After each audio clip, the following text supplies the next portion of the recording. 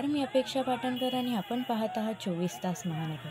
श्री वज्रयोगिनी वज्रेश्वरी देवीचा 285वा पालखी सोहळा नुकताच पार पडत आहे. या निमित्ताने इतिहास व सांस्कृतिक वैभव यांचे दर्शन संपूर्ण वसई, विरार, मीरा भाईंदर परिसरामध्ये दिसत आहे. आज दिनांक 13 जानेवारी रोजी वज्रेश्वरी देवीच्या पालखीचे आगमन नवघर तसेच गोडदेव गावात झाले.